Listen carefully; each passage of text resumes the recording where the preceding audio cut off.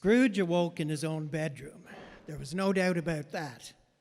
But it and his own adjoining sitting room, into which he shuffled in his slippers, attracted by a great light there, had been undergone a surprising transformation. The walls and the ceilings were so hung with living green that it looked a perfect grove. The leaves of holly, mistletoe, and ivy reflected back the light as if so many little mirrors had been scattered there.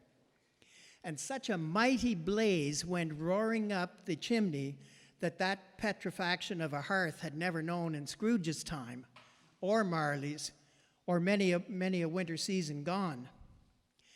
Heaped upon the floor to form a kind of a throne were turkeys, geese, game, brawn, great joints of meat, sucking pigs, long wreaths of sausages, mince pies, plum puddings, barrels of oysters, red-hot chestnuts, cherry-cheeked apples, juicy oranges, luscious pears, immense 12th cakes, and great bowls of punch.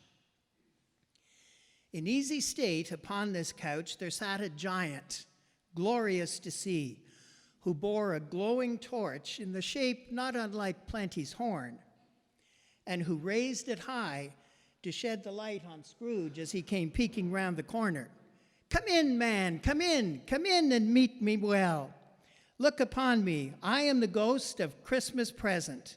You have never seen the like of me before." Never. Have never walked forth with the younger members of my family? Meaning, for I am very young. My elder brothers, born in these latter years, pursued the phantom. I don't think I have. I'm afraid I have not. Have you many brothers, Spirit? More than 1,800. A tremendous family to provide for. Spirit, conduct me where you will. I went forth last night on compulsion, and I learnt a lesson which is working now. Tonight, if you have aught to teach me, let me profit by it. Touch my robe. Scrooge did as he was told and held it fast. The room and its contents all vanished instantly, and they stood in the city streets upon a snowy Christmas morning. Scrooge and the ghost passed on, invisible, straight to Scrooge's clerks. And on the threshold of the door, the spirit smiled and stopped to bless Bob Cratchit's dwelling with the sprinklings of his torch. Now think of that. Bob had but 15 bob a week himself. He pocketed on Saturdays but 15 copies of his Christian name, and yet the ghost of Christmas present blessed his 4-roomed house. Then up rose Mrs. Cratchit, Cratchit's wife, dressed out but poorly in a twice-turned gown, but brave in ribbons, which are cheap and make a goodly show for 6pence.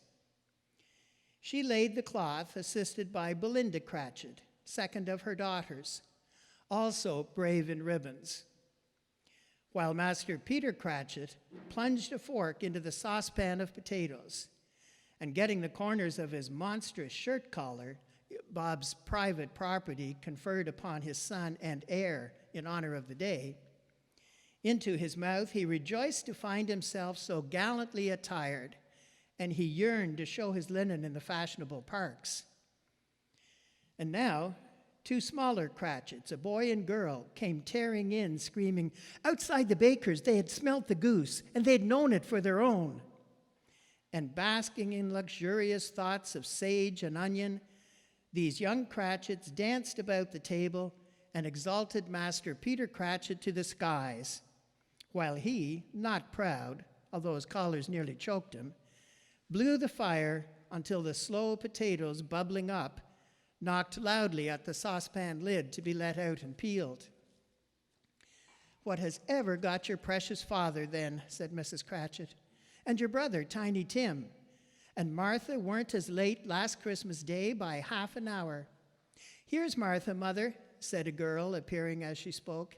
"Here's Martha, Mother," cried the 2 young Cratchits. "Hurrah, there's such a goose, Martha!" "Why, bless your heart alive, my dear, how late you are," said Mrs. Cratchit, kissing her a dozen times and taking off her shawl and bonnet for her. "We'd a deal of work to finish up last night," replied the girl, "and had to clear away this morning, mother." "Well, never mind, as long as you are come," said Mrs. Cratchit. "Sit ye down before the fire, my dear, and have a warm. Lord bless ye." "No, no, there's father coming," cried the two young Cratchits, who were everywhere at once. "Hide, Martha, hide." So Martha hid herself, and in came little Bob the father, with at least 3 feet of comforter, exclusive of the fringe, hanging down before him, and his threadbare clothes darned up and brushed to look seasonable, and Tiny Tim upon his shoulder. Alas for Tiny Tim! He bore a little crutch and had his limbs supported by an iron frame. "Why, where's our Martha?" cried Bob Cratchit, looking round. "Not coming," said Mrs. Cratchit. "Not coming," said Bob, with a sudden declension in his high spirits, for he had been Tim's blood horse all the way from church and had come home rampant. "Not coming upon Christmas Day?" Martha didn't like to see him disappointed, if it were only in joke, so she came out prematurely from behind the closet door and ran into his arms, while the two young Cratchits hustled Tiny Tim and bore him off into the wash house that he might hear the pudding singing in the copper. "And how did little Tim behave?" asked Mrs. Cratchit, when she had rallied Bob on his credulity and Bob had hugged his daughter to his heart's content. "As good as gold," said Bob, "and better. Somehow he gets thoughtful, sitting by himself so much, and thinks the strangest things you ever heard. He told me, coming home, that he hoped the people saw him in the church, because he was a cripple, and it might be pleasant to them to remember upon Christmas Day who made lame beggars walk and blind men see." Bob's voice was tremulous when he told them this, and trembled more when he said that Tiny Tim was growing strong and hearty. His active little crutch was heard upon the floor, and back came Tiny Tim before another word was spoken, escorted by his brother and sister to his stool beside the fire. And while Bob, turning up his cuffs, as if, poor fellow, they were capable of being made any more shabby, compounded some hot mixture in a jug with gin and lemons, and stirred it round and round, and put it on the hob to simmer. Master Peter and the two ubiquitous young Cratchits went to fetch the goose, and with which they soon returned in high procession. Mrs. Cratchit made the gravy, ready beforehand in a little saucepan, hissing hot. Master Peter mashed the potatoes with incredible vigor. Miss Belinda sweetened up the applesauce. Martha dusted the hot plates. Bob took Tiny Tim beside him in a tiny corner at the table. The two young Cratchits set chairs for everybody, not forgetting themselves, and mounting guard upon their posts, crammed spoons into their mouths, lest they should shriek for goose before their turn came to be served. At last, the dishes were set on, and grace was said. It was succeeded by a breathless pause as Mrs. Cratchit, looking slowly all along the carving knife, prepared to plunge it in the breast. But when she did, and when that long-expected gush of stuffing issued forth, one murmur of delight rose all around the board, and even Tiny Tim, excited by the two young Cratchits, beat on the table with the handle of his knife and feebly cried, "Hurrah!" There never was such a goose. Bob said he didn't believe that there was ever such a goose cooked. Its tenderness and flavor, size and cheapness were the themes of universal admiration. Eked out by the applesauce and mashed potatoes, it was sufficient dinner for the whole family.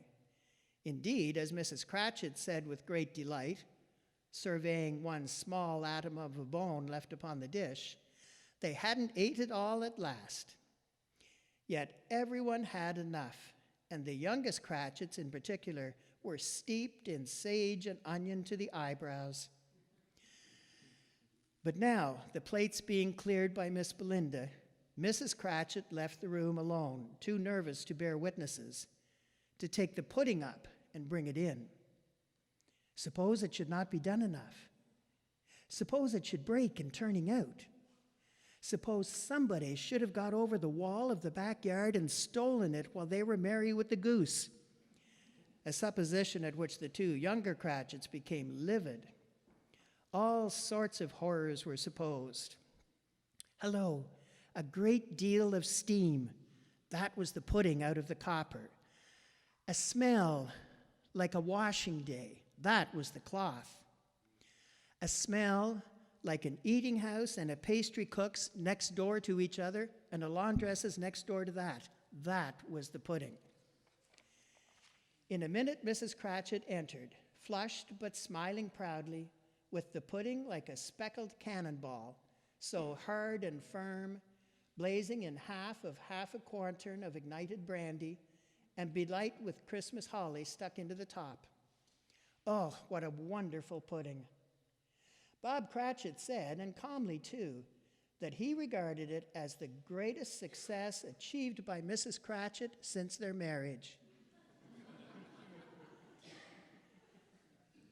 Mrs. Cratchit said that now the weight was off her mind, she would confess that she had had her doubts about the quantity of flour. Everybody had something to say about it, but nobody said or thought that it was at all a small pudding for a large family. Any Cratchit would have blushed to hint at such a thing. At last, the dinner was all done.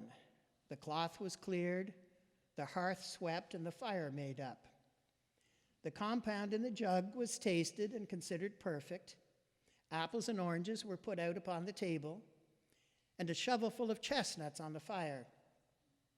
Then all the Cratchit family drew round the hearth in what Bob Cratchit called a circle. And at Bob's elbow stood the family display of glass, 2 tumblers and a custard cup without a handle. But these held the hot stuff from the jug as well as golden goblets would have done. And Bob served it out with beaming looks while the chestnuts on the fire sputtered and crackled noisily. And then Bob proposed, "A Merry Christmas to us all, my dears. God bless us," to which all the family re-echoed.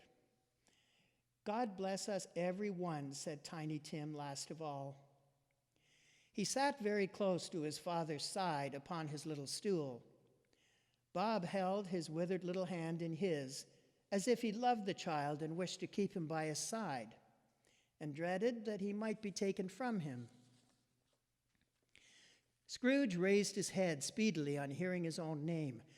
"Mr. Scrooge. I'll give you Mr. Scrooge, the founder of the feast."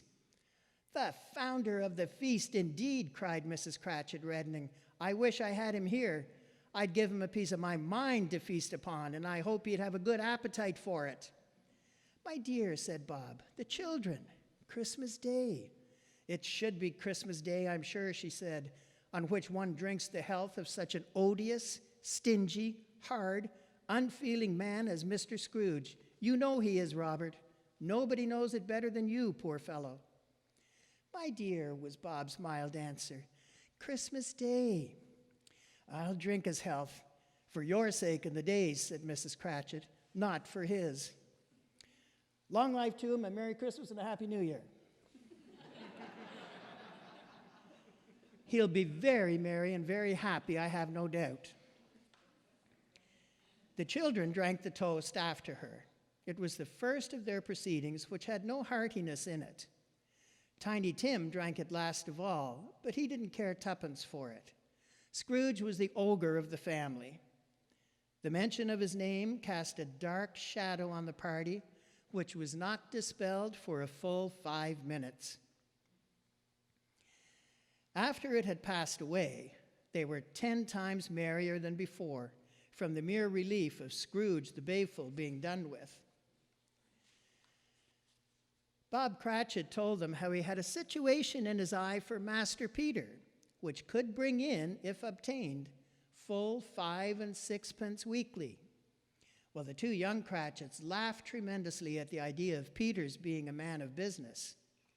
And Peter himself looked thoughtfully at the fire from between his collars, as if he were deliberating what particular investments he should favor when he came into the receipt of that bewildering income. Martha, who was a poor apprentice at a milliner's, then told them what kind of work she had to do and how many hours she worked at a stretch, and how she meant to lie abed tomorrow morning for a good long rest, tomorrow being a holiday that she passed at home, and how she had seen a countess and a lord some days before, and how the lord was much about as tall as Peter, at which Peter pulled up his collar so high that you couldn't have seen his head if you had been there. At this time, all this time, the chestnuts and the jug went round and round, and by they had a song about a lost child traveling in the snow from Tiny Tim, who had a plaintive little voice and sang it very well indeed. There was nothing of high mark in this. They were not a handsome family. They were not well dressed. Their shoes were far from being waterproof. Their clothes were scanty. And Peter might have known, and very likely did, the inside of a pawnbroker's. But they were happy, grateful, pleased with one another, and contented with the time. And when they faded, and looked happier yet in the bright sprinkling of the Spirit's torch at parting, Scrooge had his eye upon them, and especially on Tiny Tim till last. It was a great surprise to Scrooge, as this scene vanished, to hear a hearty laugh. It was a much greater surprise to Scrooge to recognize it as his own nephew's, and to find himself in a bright, dry, gleaming room with the Spirit standing smiling by his side and looking at that same nephew.